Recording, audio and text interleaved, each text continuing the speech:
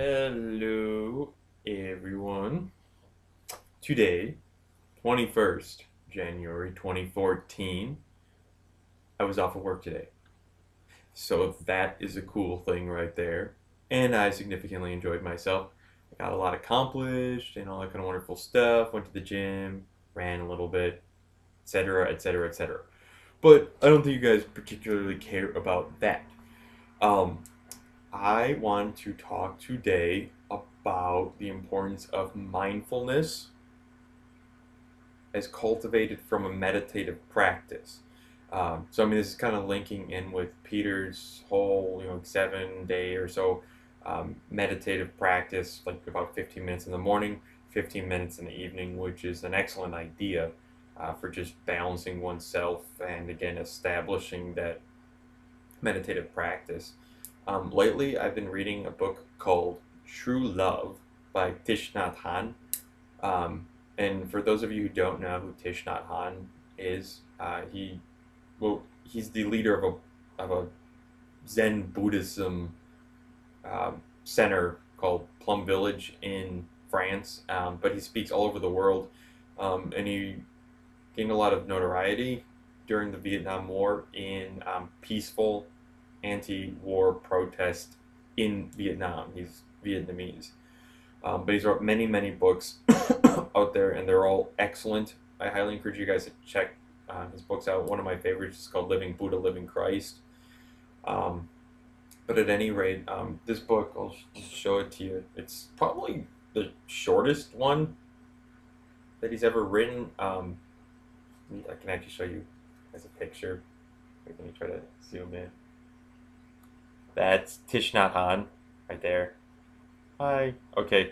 Um, this book actually reminded me, like, it's about the difficulty level of something that you would probably read in like third grade or fourth grade. So this really isn't that hard. Each chapter is like 2 or 3 pages long, and the book itself tops out at a whopping 109 pages.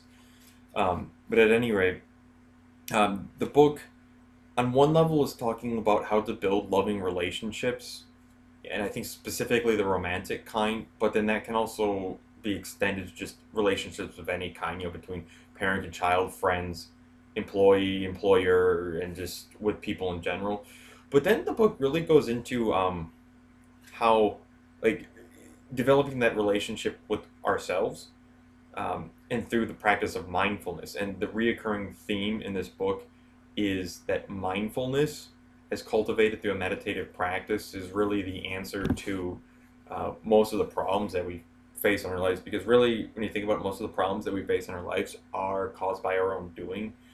When we give ourselves over to our lesser animalistic nature, like, if we give anger is not a problem, but when we give ourselves over to anger and act out in anger, that's where the problem becomes.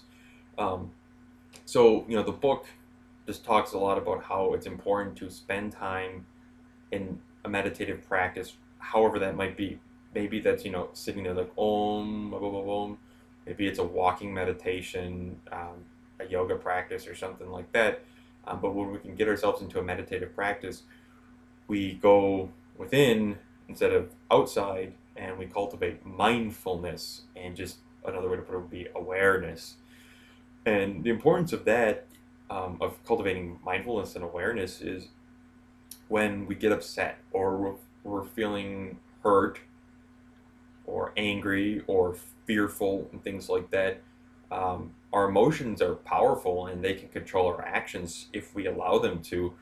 And so it's very important to become aware when we're starting to experience those things, especially negative things, that, hey, I'm feeling fearful. Why am I afraid? What am I afraid of? I'm angry. Why am I angry? And one of the things that Thich Nhat Hanh goes into saying is that when we cultivate that mindfulness is loving. Mindfulness is like a mother's love.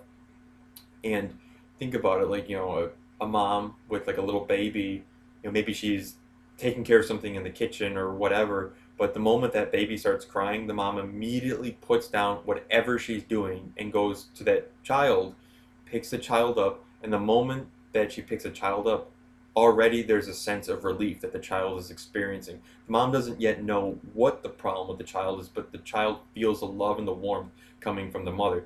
In the same way, mindfulness is the same thing. And it really doesn't take a mother too long to figure out what's wrong with the child. Maybe the child's hungry, maybe the child's diaper needs to be changed, maybe the child is cold, maybe the child is too hot, maybe there's a touch of fever. Really just a few minutes, and a mother in her love and profound intuition is able to figure out what's wrong and provide relief for the child. In the same way, when we meditate and cultivate mindfulness in us, when the storms come in life, when we get angry, when we get fearful, whatever it may be, we can use that mindfulness to go within and be like, okay, why am I afraid? What am I afraid of? Why am I angry? What am I angry about? And from that, we can provide relief for ourselves, and just like a few minutes in mindfulness when that's going on, taking some deep breaths and really going within and understanding what's going on, can significantly change the direction that you're going in. Now, another thing kind of related to that, that I was doing some reading on is, Thich Nhat Hanh is a Buddhist monk, and Lord knows there's amazing stuff that comes out of Eastern philosophy and Eastern thought. But there's also some pretty cool things that come out of Western thought, specifically like Western philosophy, like Greco-Roman stuff. So you're talking about like Aristotle, Plato, Socrates, Marcus Aurelius, Seneca, whatnot. And I've been doing some reading on Stoicism.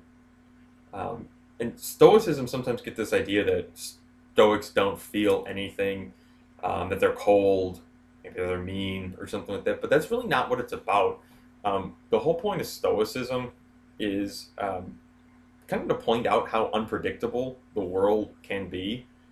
And because of its unpredictability, that's one of the reasons why we can give ourselves over to fear, and why we can feel upset and we can feel angry. It also points out how to be strong and even keeled, which is important. And that kind of comes from practicing mindfulness, because if we're not mindful, if we don't meditate and we don't cultivate mindfulness, then we're rocky. And when the storms of life come, our ship doesn't stay centered, it sinks and capsizes. And most importantly, it points out that the source of our unhappiness are the reactions that we have to situations when we aren't calm and collected, or other words, mindful. Yeah, I mean, I just think it's kind of cool how you can tie those two things together, between mindfulness and then some Western thought with like Stoicism. And with some of those Stoic writers, again, like Plutarch, Seneca, Lucius Seneca, and Marcus Aurelius, who was a Roman emperor in like the 2nd or 3rd century AD. One of the things that they practice, one of the reasons why they practice, is because Stoicism or mindfulness can transmute negative things into positive things. Like Thich Nhat Hanh in his book here, one of the things he was saying is, like, take a garden as an example. A garden has some flowers or vegetables or whatever. It looks nice. But all those things are eventually going to decay into dirt and then turn to compost.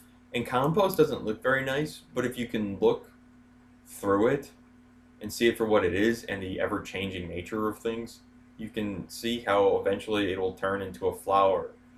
The compost will turn to a flower, and a flower will turn to compost. In the same way, when we carefully and mindfully look into the things that are going on in our lives, we can transmute a negative thing, let's say like anger or fear, into a positive thing. Like, okay, why am I angry? Susie said XYZ and that upset me, or Bobby did this and now I'm fearful about something. I can go within and address that issue, and then through a calm, collected, stoic, mindful, meditative mindset, go back out and take appropriate action to better myself and better others in the whole process. Yeah, so that's kind of some of my thoughts on that stuff today, and I want to link that with the whole meditation thing that we're all doing. I hope it's going well for all of you guys. Once again, thank you so much for watching this video. I hope you have a wonderful and blessed day, and take care. Bye-bye.